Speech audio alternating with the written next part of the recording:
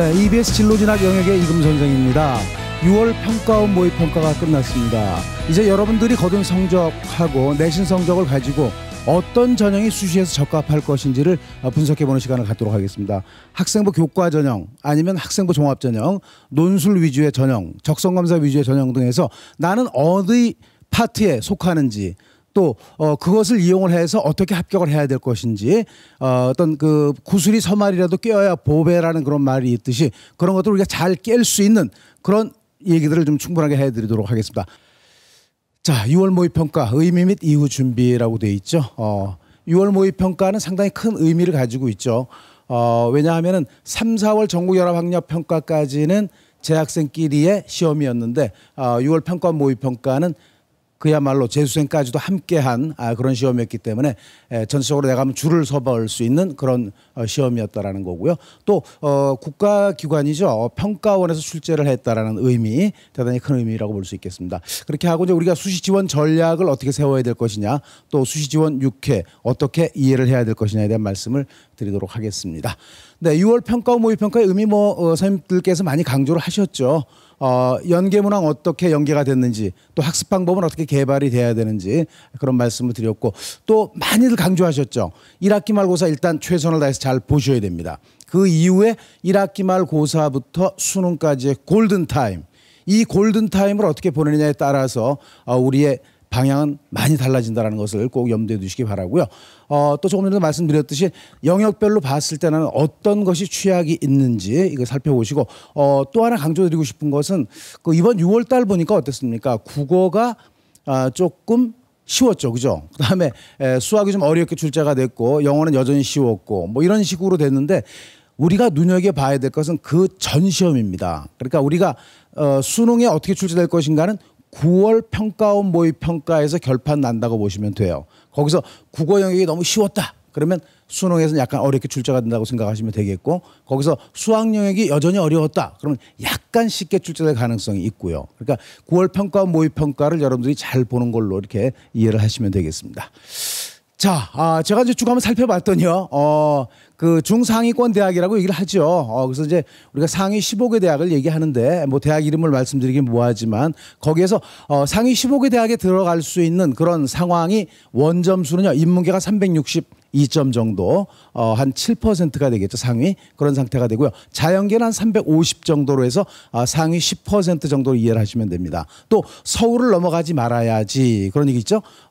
서울의 끝선 인문계 340점에 20% 선이라고 생각하시면 되겠고, 자연계는 334점에 23% 정도로 충분하게 이해를 해 두시면 되겠습니다. 나는 전체적으로 어느 위치에 있는지 이런 것들이 대단히 중요하죠. 왜냐하면 그 선에 정시에 갈 수 있는데 수시에는 어느 정도 쓸 수 있을 것인지, 또 나의 강점은 모의고사에 있는지 아니면 내신에 있는지 이런 것들을 통해서 우리가 이제 그 수시에 어떤 지원을 해야 될 것인지, 또 어떤 전형이 나한테는 바람직할 건지 이런 내용들을 좀 살펴보도록 하는 게 바람직하다라는 얘기입니다. 자, 대단히 중요한 말씀을 드릴 거예요. 자, 나는 이제 어떤 전형에 속할 것이냐 하는 것이죠. 위쪽이 이제 그 내신입니다. 그렇게 하고 아래쪽이 수능으로 돼 있죠. 내신이 1, 2등급이에요. 내신이 1, 2등급인데 모의고사가 3등급 정도가 돼요. 이건 내신이 강한데 모의고사가 좀 모자라는 경우죠. 이런 경우에는 수시에 전념하는 것이 바람직하다라는 얘기죠. 학생부 교과 전형이나 종합 전형이 바람직하다라는 말씀이고, 또 거꾸로 모의고사가 강한 경우도 있죠. 모의고사가 1, 2등급인데 내신이 한 3등급 정도가 된다면 끝까지 긴 안목으로 정시 모집까지 고려를 하는 것이 바람직하겠다. 또 상위권 논술 전형에 좀 집중하는 것도 바람직하겠다는 얘기죠. 또 그런 상태인데 모의고사가 1, 2등급인데 내신이 덜 잘 나오는 그런 경우가 있죠. 이런 학생들은 또 정시에 좀 집중할 필요가 있어요. 수시에 너무 흔들렸다가 시간을 많이 놓치니까 상위권 논술 전형도 고려해 보라는 말씀이고요. 또 내신도 4, 5등급이고 모의고사도 4, 5등급이 나오는 케이스가 있어요. 이런 케이스는 적성검사 전형이 좀 바람직하겠다 이런 말씀을 드릴 수 있는 거죠. 그러니까 여러분들은 과연 어떤 바운다리에 듭니까? 모두 이 바운다리에 집어넣고 싶진 않아요. 왜? 개인적인 특성이 모두 다르기 때문에 저 바운다리에 모두 들어가지는 않겠지만 그래도 아웃라인을 이렇게 알고서 나는 어떤 것에 집중해야 될지를 결정을 좀 해주는 게 좋겠죠. 그냥 결정적이라고 생각하지 마시고 참고 자료로 사용을 해 주시기 바랍니다. 자, 대학 입시에서 가장 중요한 전형 요소 많이 있죠, 그죠? 학생부 교과가 내신 성적이 중요하냐, 아니면 비교과가 중요하냐, 대학 수학 능력 시험이 중요하냐, 아니면 대학별로서 논술이나 적성이 중요하냐, 그죠? 그다음에 자기소개서나 추천서가 중요하냐. 해서 저희가 이제 막 이렇게 손을 들어보면은요, 학생부 교과를 손을 드는 부분도 많고 그런데 가장 중요한 것은요, 대학 수학 능력 시험이라고 생각을 하시면 됩니다. 왜일까요? 대학 수학 능력 시험은 두 가지에 많이 작용을 하죠. 수시에서는 수능 최저 학력 기준으로 사용이 되기 때문에 대단히 중요한 거고요. 정시는 거의 절대적입니다. 수능으로 뽑는다고 이해를 하시면 되겠어요. 그러니까 이런 내용이죠. 수시에서 수능 최저 학력 기준이 모자라서 떨어지는 그런 예가 한 40%가 됩니다. 물론 학생부 종합전형은 이거보다는 조금 덜 하고요. 학생부 교과는 50% 정도, 논술 전형은 60% 이상이 수능 최저 학력 기준이 모자라서 떨어지는 케이스가 많습니다. 결국은 논술을 덜 잘 써서 내신이 모자라서 떨어지는 것이 아니라 수능 최저 학력 기준이 모자라서 떨어지는 케이스가 많기 때문에 가장 중요한 전형 요소를 우리가 수능으로 생각을 해야 된다는 것을 많이 강조를 하고 싶습니다. 자, 수시 응시 제한 6회 이렇게 나와 있죠. 수시는 6번 넣을 수 있는 거죠. 대학을 6번 넣지는 않습니다. 그죠? 왜냐하면 한 대학에도 2개를 넣을 수 있는 그런 전형이 있기 때문에 그 6번 집어넣는 걸 이해를 하시면 되겠고, 또 6회 제한을 벗어나는 대학이 있죠. 전문대학은 더 써도 됩니다. 그러니까 6개 쓰고 나서 전문대 한 3개 더 써도 상관없어요. 또 산업대가 2개가 있죠. 청운대, 호원대 같은 경우는 2개 더 쓸 수 있고, 또 그 산업과학기술원 있죠. 과학기술원, 디지스트, 유니스트, 지스트, 카이스트 이런 쪽도, 유니스트 작년에는 6회 안에 포함됐었는데 올해 빠졌습니다. 이런 데는 더 쓸 수 있다라는 얘기인데, 한 가지 우리가 조심해야 될 것은 포스텍 있죠. 포항공대는 회수에 포함이 됩니다. 포항공대에 만약에 한 장 쓰게 되면 나머지는 5장 정도 쓸 걸로 이렇게 이해를 해 주시면 되겠다는 얘기고, 또 우리 디지스트하고 과학기술원은요, 정시에 뭐 많은 인원을 뽑지 않지만 정시에도 특수 목적이기 때문에 정시 3회 지원을 하는데 거기서 더 지원을 해도 되는 대학이라고 이렇게 이해를 해 두시면 되겠습니다. 수시 6회에 대한 말씀을 드렸습니다. 자, 수시 모집이 이제 어떨 것이냐, 수시 정시의 선발 비율은 어느 정도가 될 것인지, 전형 유형별 선발 인원은 어느 정도가 되는지, 또 지원율 대 합격률, 경쟁률 이런 것들이 한번 참고가 돼서 우리가 원서 쓰는 데 도움이 될 것 같습니다. 자, 먼저 보시면은요, 주요 대학의 수시대 정시 이렇게 나와 있죠. 어떻습니까? 상당히 우리가 가고 싶은 고려대, 서울대 어떻습니까? 전부 다 70%가 넘죠. 성균관대 74.5%입니다. 그렇지만 중위권으로 넘어가면 그죠. 건국대는 수시에 48.4%예요. 정시에 51.6%가 되죠. 시립대도 마찬가지입니다. 41.8%고 정시에 58.2%죠. 그러니까 건국대와 시립대는 정시까지 아직 남아 있다. 이렇게 이해를 하시면 되겠고, 또 뒷장으로 가니까 어떻습니까? 한양대 70% 넘고 있죠. 연대 70.7%로 넘고 있어요. 그렇게 되고 나머지 대학들은 참고를 해 주시기 바랍니다. 그러니까 최상위권 대학을 가고자 하는 그런 학생들은 수시에 어떻게 포인트를 좀 맞춰야 된다는 그런 말씀을 드릴 수 있겠죠. 그죠? 그렇지만 중위권으로 넘어가면 6대4 정도가 되고, 또 하위권에서는 뭐 5대5 정도로 생각하면 돼요. 그러니까 수시에 못 들어가면 뭐 인생이 끝나는 것처럼 생각할 필요는 없다. 나의 위치를 잘 판단을 해서 나는 7대3이냐 아니면 6대4냐 5대5로 갈 것이냐 결정을 해달라는 말씀을 드릴 수 있겠고요. 자, 모집이나 선발 비교를 한번 해보죠. 자, 전체적인 비교는 학생부 교과가 어떻게 됐습니까? 38.4% 그죠? 상당히 많은 인원을 뽑습니다. 그렇게 하고 학생부 종합전형이 18.5%니까 둘이 합하면 어떻습니까? 56.9%죠. 대단히 많은 숫자를 학생부 위주로 뽑는 것이 그 교육부의 어떤 안이라고 생각하시면 되겠어요. 정시는 그렇고. 그런데 이것을 잘못 이해하면 안 되죠. 논술 위주가 4.2%로 되어 있는데 상위 15개 대학을 본다면 그렇지 않다라는 얘기죠. 상위 15개 대학으로 봤을 때는 학생부 교과 전형이 10.3% 정도밖에 안 됩니다. 그렇게 하고 전체적으로 학생부 종합이 18.5%라고 했는데 상위 15개 대학을 봤을 때는 27.9%예요.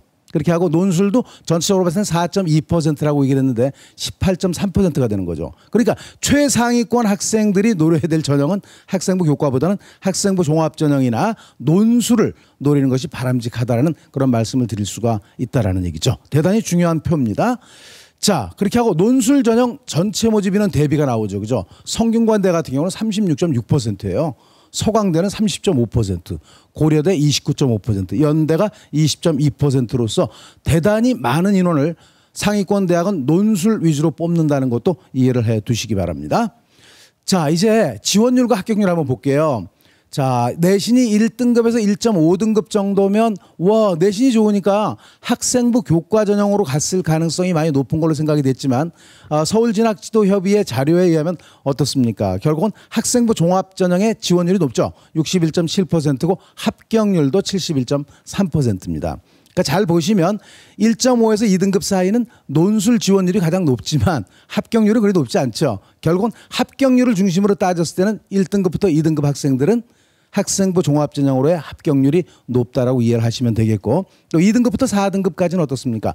논술에서 지원율도 높고 합격률도 높은 것으로 지금 나오고 있죠. 그다음에 4등급에서 5등급 사이 인문계입니다.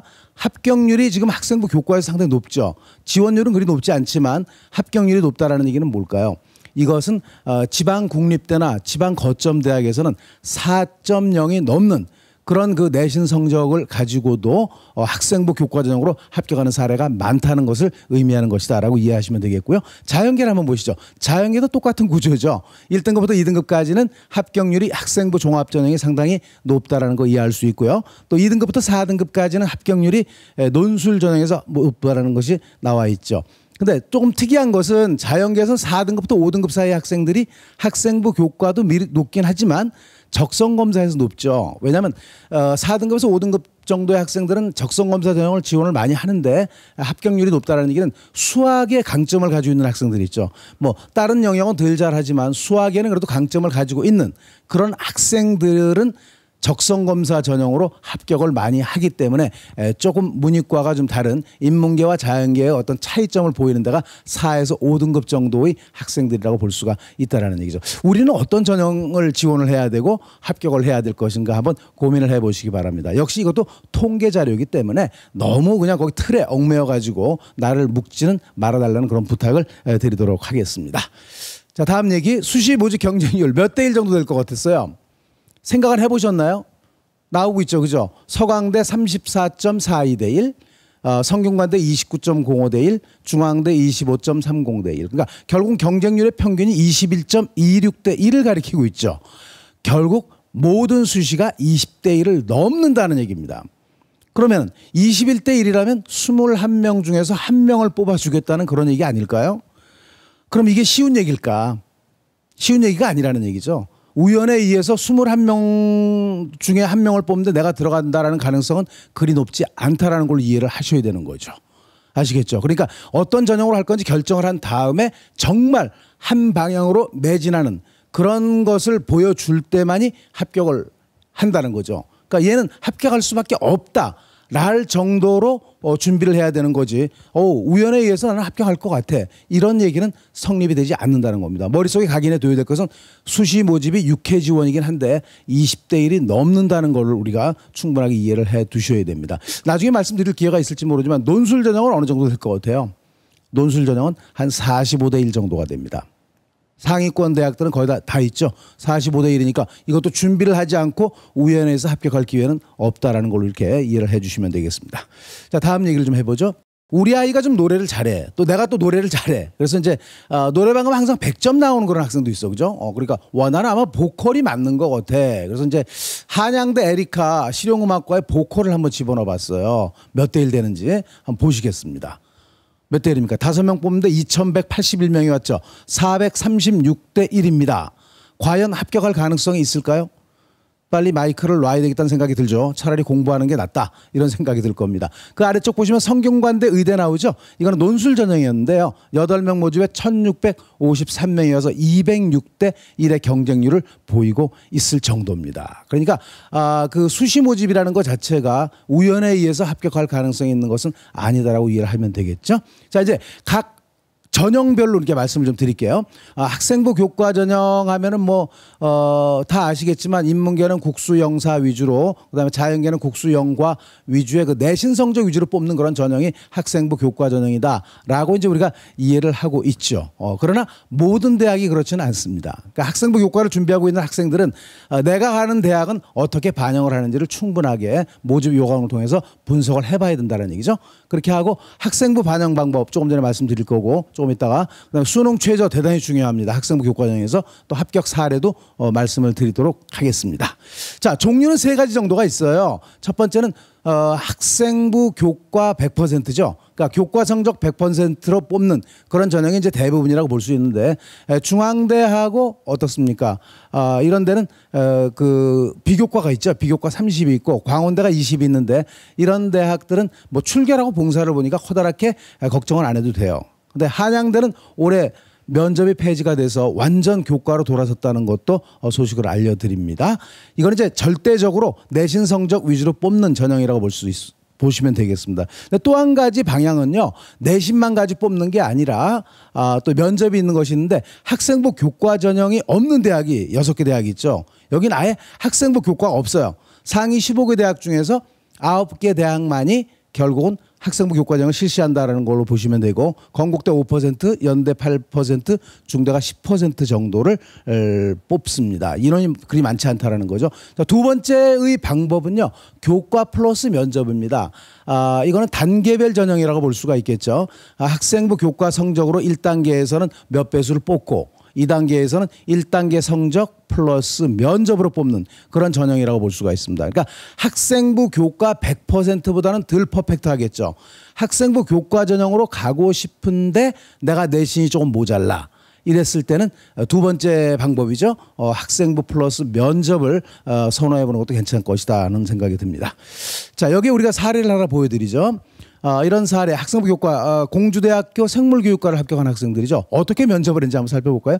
청소년 문제의 원인은 가정에 있는가 사회에 있는가, 이런 질문이 있었고, 최근 1년간 가장 화났던 경험이 무엇인가요? 이런 걸 물어봤어요. 얘는 교내 선도부 활동을 하는데 선배를 쫓아간 거, 5층까지. 그런 얘기가 가장 화가 많이 났다, 이런 얘기를 했고, 또 초등학교 교사가 급식을 먹는 순서를 성적순으로 정해서 이슈가 된 적이 있다. 이에 대해서 어떻게 생각하는가. 그래서 실질적으로 어떻게 문제가 출제가 되는지도 나와 있죠. 그러니까 이건 이제 그 교육과 관련돼 있는 그런 학과니까 이런 교사에 대한 그런 것들을 자질이 있는지 물어볼 수 있다는 얘기고요. 이런 면접 자료도 있죠. 대학교 홈페이지에 가면 자료실에 있을 수 있어요. 그렇게 하고 선배들은 어떻게 봤는지 기출 문제를 좀 많이 풀어보는 것이 바람직한 겁니다. 그러니까 1단계에서 5, 6배수를 뽑은 거니까는 다 된 걸로 오해하는 학생들이 있어요. 만약에 인원이 10명이면은 5, 6배면 어떻습니까? 50 내지 60명을 뽑아 있는 상태죠, 1단계에서. 그러면 떨어지는 것은 어떻게 됩니까? 거의 40명에서 50명이 떨어지는 거거든요. 면접이 준비가 잘 안 돼서 떨어지는 케이스가 많기 때문에 실질적으로 그 대학은 어떻게 출제가 되는지 분석을 면밀하게 해서 지원을 하고 합격하는 그런 케이스가 됐으면 좋겠습니다. 세 번째 케이스도 있어요. 교과 전형에서. 뭡니까? 학교생활 우수자 전형이죠. 동덕여대입니다. 학교생활 우수자 전형은 서류가 포함이 돼요. 학생부 교과 전형인데 자기소개서를 요구하는 그런 전형도 있어요. 물론 수능 최저는 없고요. 아주대학은 아예 비교과 30이라고 못을 박아놨죠. 이런 대학도 있다는 것도 우리가 염두에 둬야 되겠죠. 연대는 학생부 교과 전형인데 1단계 교과 100으로 해서 3배수를 뽑고요. 2단계는 1단계 70 플러스 비교과 30으로 되어 있습니다. 어떤 케이스는 이런 케이스가 있어요. 연대 정말 자연계 탑이었어요. 교과 성적이 1등이야. 1등인데 그러니까 올 1등급이겠죠. 이 학생은 1단계 통과를 물론 했겠죠. 그런데 올 1등급이 정규 1등인데 떨어졌어요. 왜 그럴까요? 이 학생은 공부만 한 겁니다. 비교과 30에서 준비한 게 없어요. 그러다 보니까 탈락하는 경우도 있거든요. 나중에 합불의 그런 사례도 제가 보여드릴게요.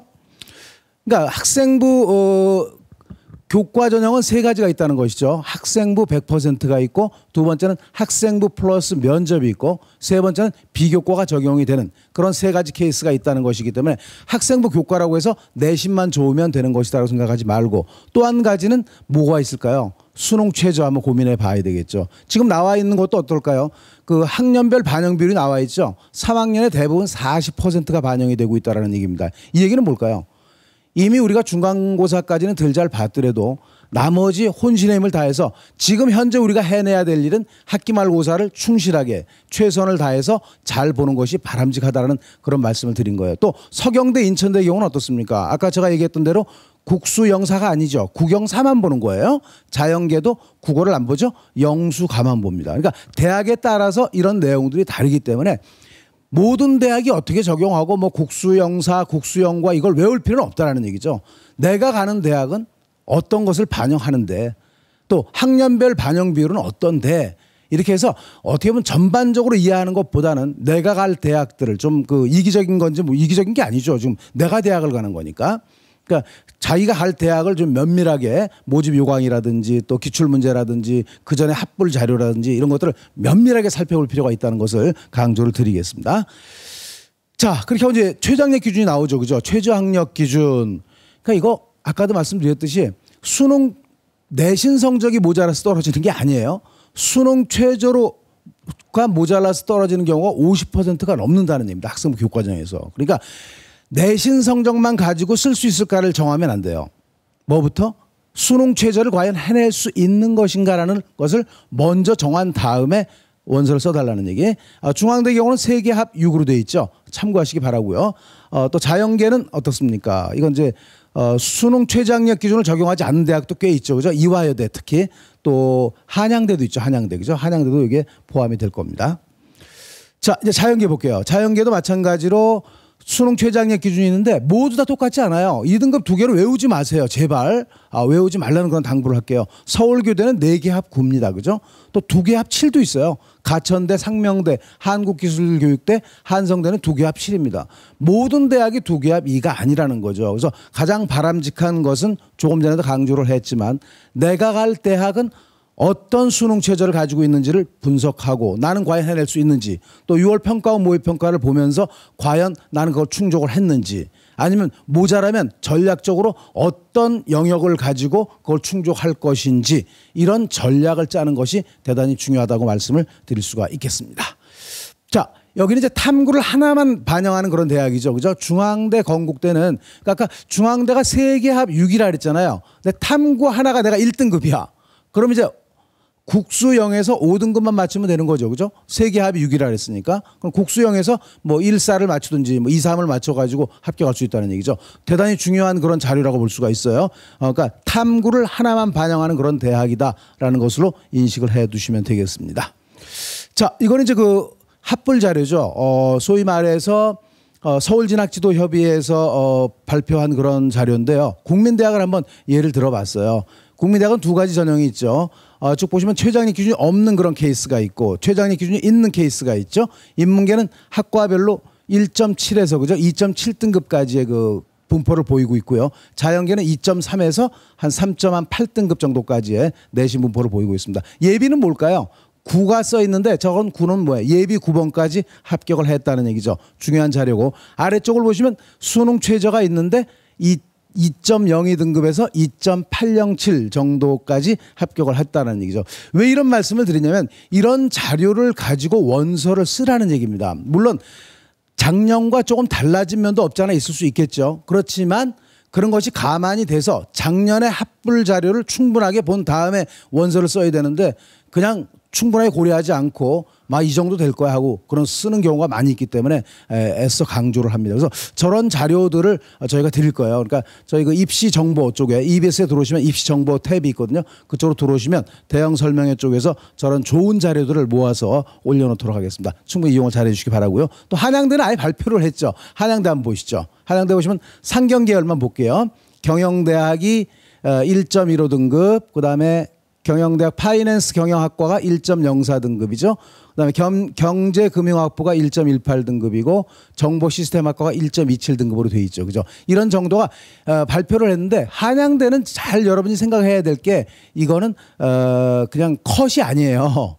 그 평균 등급이에요. 평균 등급. 평균 등급이니까 저기다 한 0.2등급 정도 더 플러스를 하면 거의 컷에 가깝지 않을까. 이런 걸 해볼 수 있습니다. 저거는 제가 한양대학교 입학처에 간 건 아니고 홈페이지를 방문했더니 그 열어놨습니다. 그러니까 여러분들 들어가서 저거 해보고 또 그러니까 그 대학에 따라서는 있죠. 자기의 자료들을 발표를 잘해놓은 대학들이 많아요. 친절하게도 이거는 80% 컷입니다. 90% 컷입니다 하고 발표한 그런 대학들도 많이 있거든요. 그러니까 이런 자료들을 나를 위해서 자기를 존중하는 그런 의미에서 잘 모아서 활용을 하면 보다 좀 쉽게 대학을 갈 수 있다는 것도 강조를 해드리고 싶습니다. 자, 다음은 이제 그 학생부 종합전형이죠. 종합전형에 대한 말씀을 드릴 텐데 전형 분류해 볼 거고요. 그다음에 수능 최저는 어느 정도가 되는지, 또 신설 전형이 어떤 것이 있는지, 스펙의 개념을 우리가 어떻게 알고 자기소개서나 이런 데 녹일 수 있을 것인지에 대한 말씀을 드리도록 하겠습니다. 자, 학생부 종합전형은요, 대부분 대다수의 대학이 1단계 서류백, 서류가 뭔지 알죠? 학생부하고 자기소개서, 추천서죠. 이런 걸 가지고 2 내지 4배수를 뽑고 2단계에서는 이제 1단계 70에 면접 30으로 간다든지 60에 40 이런 정도로 가는 게 대다수의 대학이라고 볼 수가 있어요. 여기서 면접이 대단히 중요합니다. 자기소개서를 충분하게 이해를 해야 되고요. 그렇게 하고 연습도 참 많이 해야 돼요. 톡 치면 막 튀어나올 수 있을 정도로. 그래서 일부 학생들은 들어갔을 때 아예 대답을 못하고 나오는 케이스도 많이 있다는 것도 우리가 염두에 둬야 됩니다. 건국대 서울시립대는 좀 다르죠. 1단계에서 2, 3배수를 뽑는데 2단계는 아예 서류가 없어요. 면접만 100%로 뽑는 겁니다. 서울대까지는 면접이 있죠. 나는 면접을 못해. 그러면 그 다음 대학을 보시면 되죠. 교과 플러스 서류가 나와 있죠.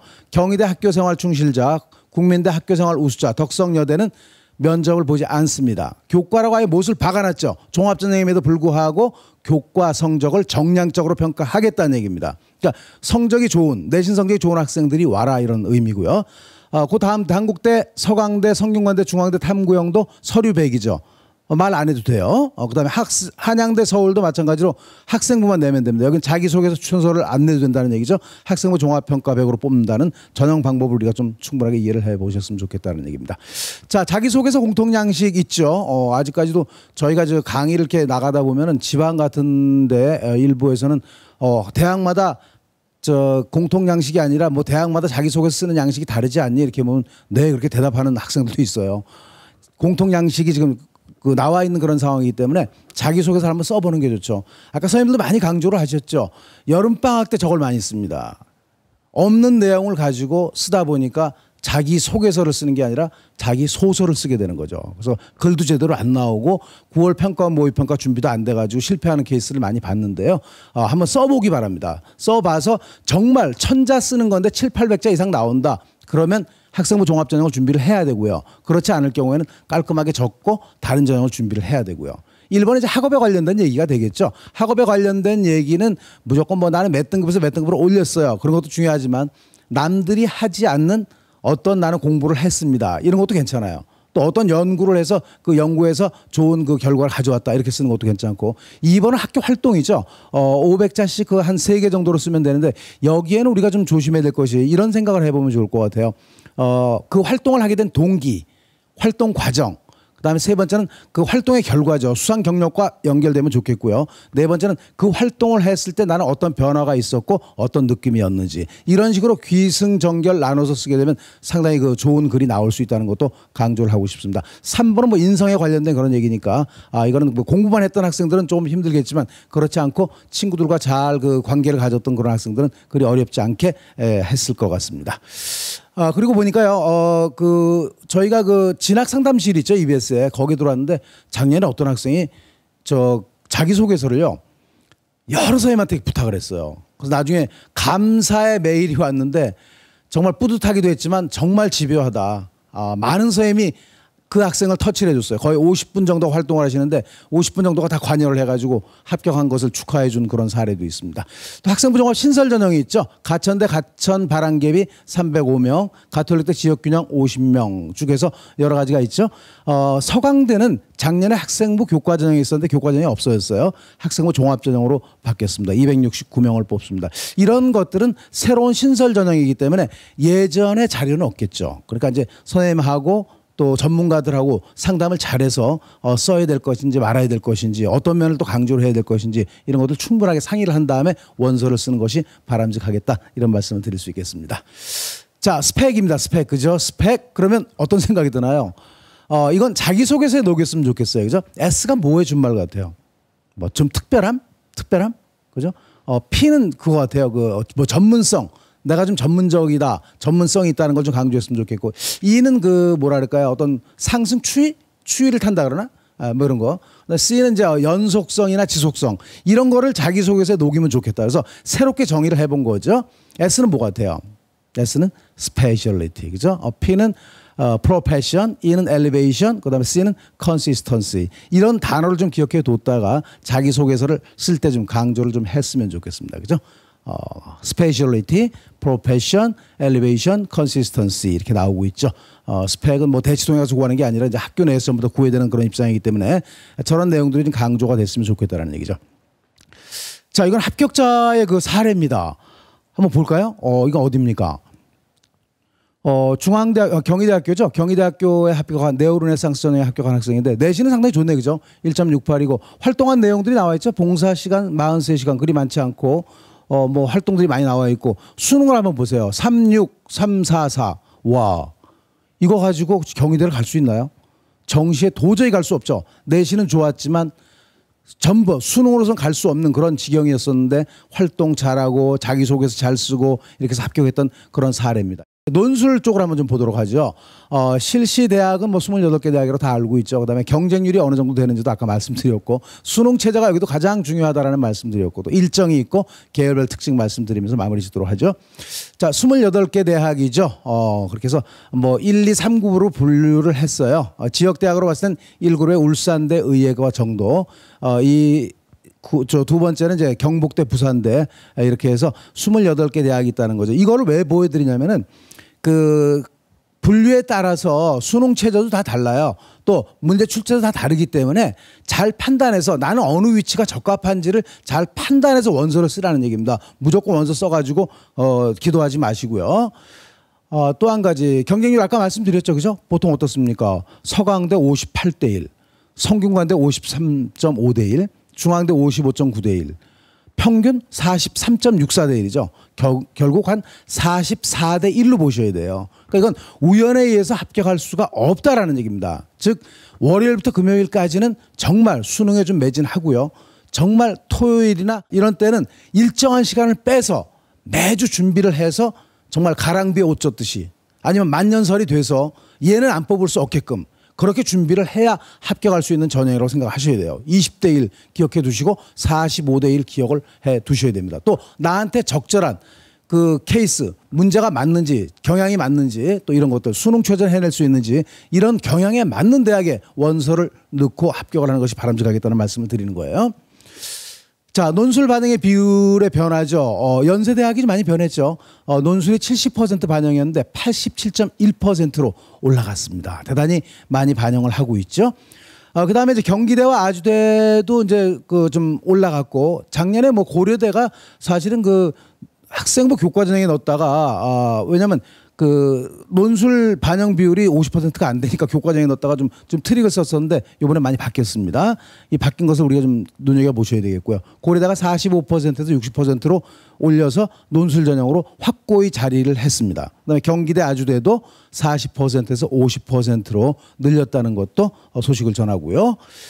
자, 다음은 최저 탐구 한 과목 적용대학. 아까 뭐 저기서도 얘기했죠. 연대, 중앙대, 경희대, 동국대, 인하대, 가톨릭대 이런 대학들은 탐구 한 과목을 수능 최저 학력 기준으로 쳐준다는 거 꼭 기억을 해두기 바랍니다. 자연계도 마찬가지죠. 연세대, 뭐 성균관대 반도체, 소프트, 글로벌, 바이오, 엔지니어링 학 해서 여기도 수능 최저 탐구 한 과목을 적용을 한다라는 얘기입니다. 좀 참고해 주시면 좋을 것 같고요. 자, 이거는 그 일정을 제가 잠깐 모아본 겁니다. 그죠? 연대 같은 수능 전에 보는 대학들을 한번 모아봤죠. 연대하고 뭐 서울시립대, 건국대, 뭐 성대, 동국대, 또 홍익대, 가톨릭대, 뭐 홍익대 해서 수능 전에 보는 대학이 있고요. 이런 일정들도 모아서 올려놓을게요. 저희가 이거는 수능 후에 보는 대학들을 좀 정리를 했습니다. 왜냐하면 원서를 쓰는데 수능 대학별 고사 일자가 겹치는 경우는 대단히 곤란하겠죠. 물론 뭐 면밀하게 해서 뭐 오전에 보고 나서 오후에 또 보면 되는데 그건 쉽지 않은 일이고요. 그러니까 원서 쓰는데도 이런 자료가 필요할 겁니다. 이걸 모아서 올려놓을 테니까 좀 참고를 해 주시기 바랍니다. 자, 이거 합격한 사례입니다. 합격 사례죠. 좀 상세하게 한번 볼까요? 어떻습니까? 내신 성적 좋죠. 성균관대 합격한 사례예요. 그죠? 1.45입니다. 그렇게 하고 자연계니까 국영수 가겠네. 1.41 정도 되죠. 그죠? 그다음에 잘 보시면 최저학력 기준이 국어 A, 수학 B, 영어 과1, 2죠. 5과목. 5과목이라는 얘기는 국어, 수학, 영어, 과탐 1, 과탐 2 해서 5과목이라는 얘기입니다. 3과목 등급 합 6이죠. 이렇게 해서 합격을 한 학생인데 논술을 매우 잘 쓴 것 같아요. 근데 수능 성적을 보면 어떻습니까? 2, 3, 2, 2, 2죠. 와, 자연계인데 수학을 3등급을 맞았어요. 그런데 합격을 한 사례입니다. 그죠? 왜? 탐구 2개 2등급 나왔죠? 거기 나온 데다가 영어 2등급에 국어 2등급 해서 최저학력 기준을 잘 맞추어서 합격한 그런 사례라고 볼 수가 있겠습니다.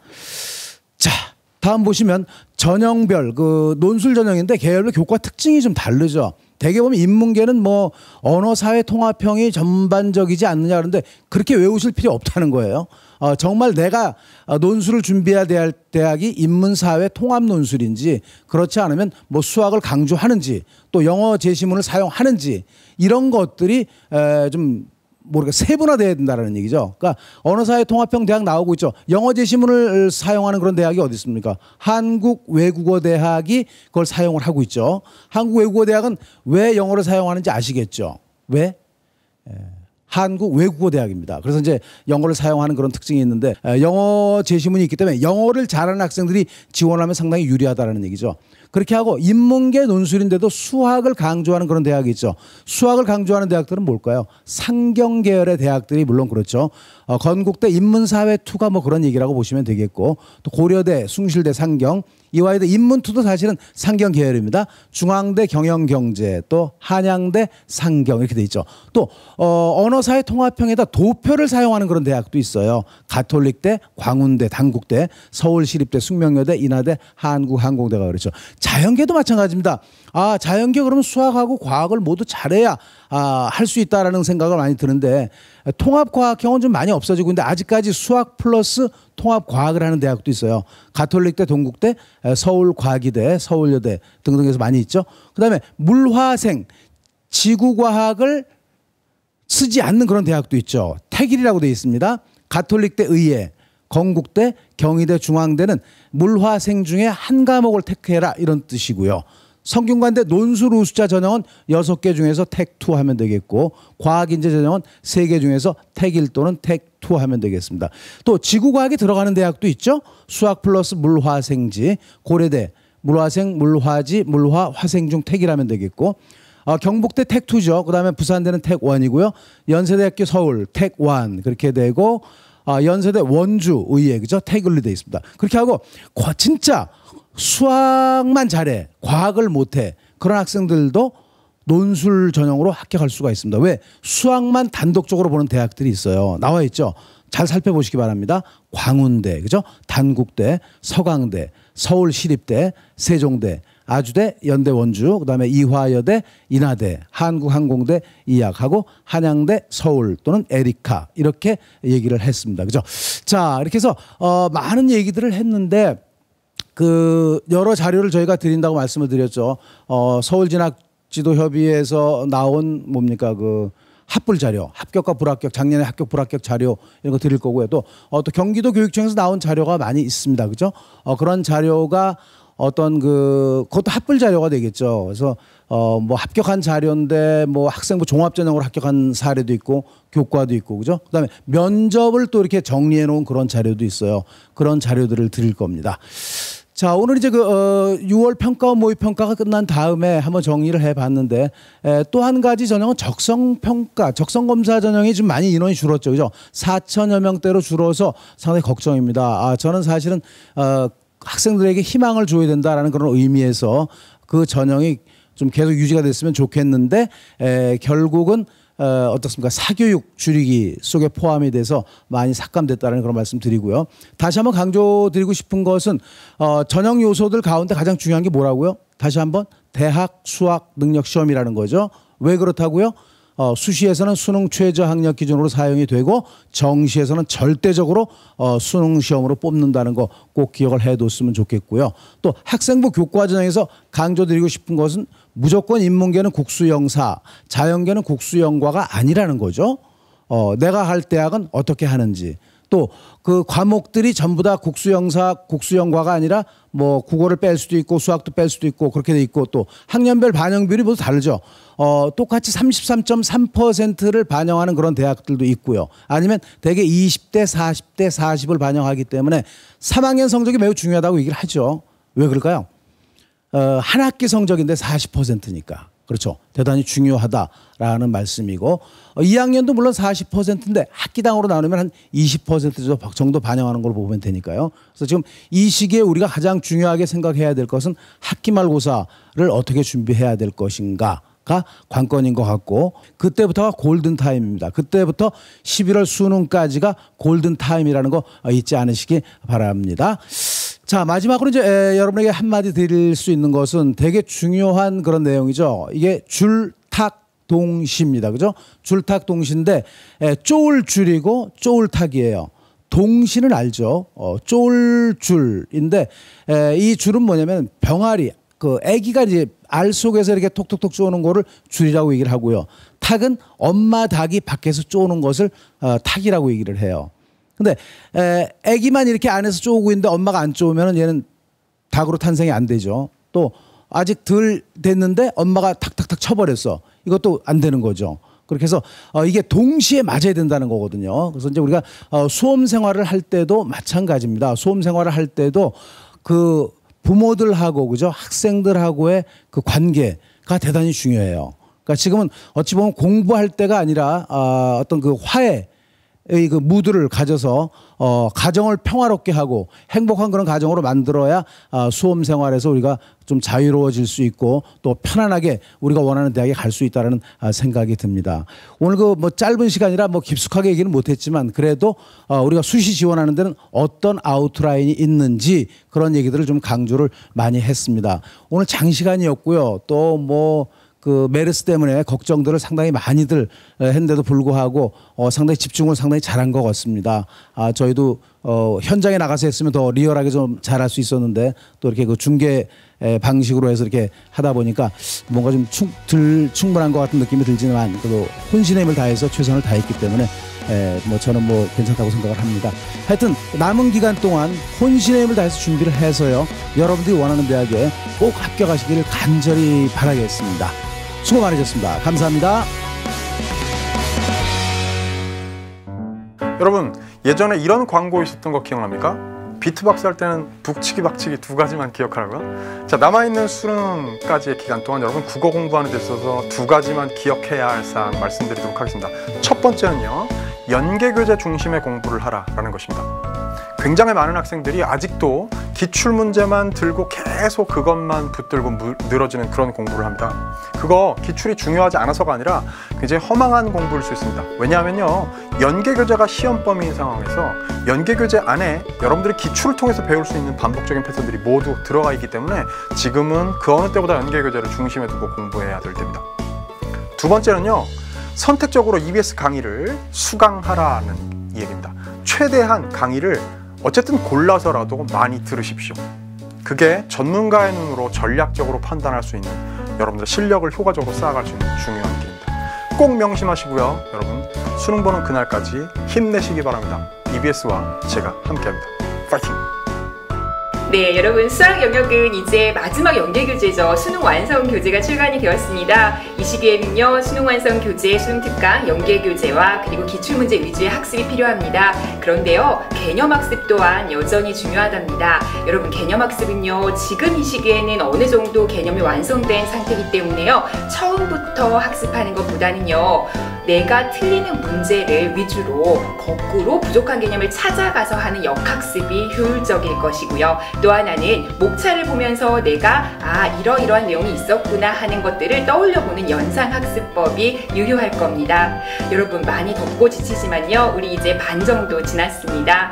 모두들 힘내시고요. 우리 친구들 옆에는 항상 EBSI 선생님이 있다는 거 기억하시고요. 모두들 화이팅!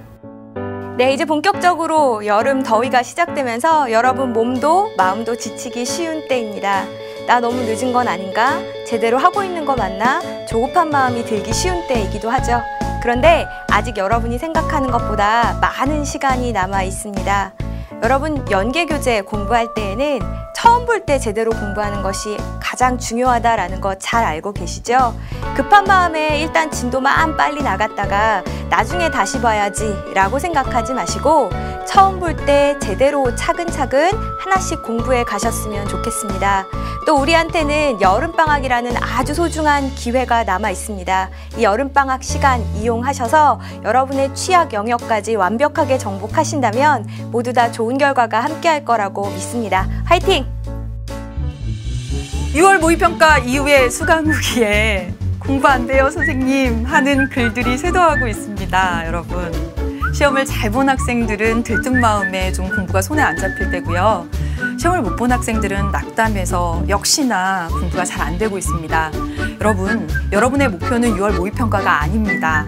바로 수능이라는 사실을 잊지 마시고요. 이 여름 어떻게 보내느냐에 따라 결과가 달라집니다. 그 어느 때보다 여러분이 집중하셔서 더 열심히 공부해야 될 때입니다. 이 여름 건강하게 더 열심히 공부하시길 바라겠습니다. 파이팅! 여러분 6월 모의평가는 말 그대로 모의고사였습니다. 너무 결과에 신경 쓰기보다는 앞으로 이 시험을 어떻게 활용하는가가 더 중요합니다. 여러분이 부족한 부분은 어딘지, 자주 하는 실수는 뭔지 파악해서 앞으로 남은 기간 그 부족한 부분을 메꿔 나가면 됩니다. 이제 6월 모평 끝났으니까 선생님 본격적으로 문제풀이 시작하면 될까요? 문제풀이가 중요한 게 아니에요. 개념이 튼튼해야 됩니다. 여러분 수능 전날까지 놓지 말아야 되는 게 개념 공부예요.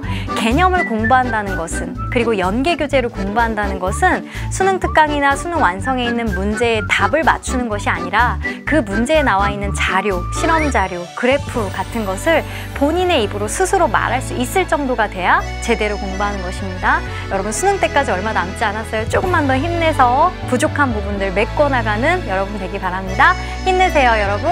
화이팅!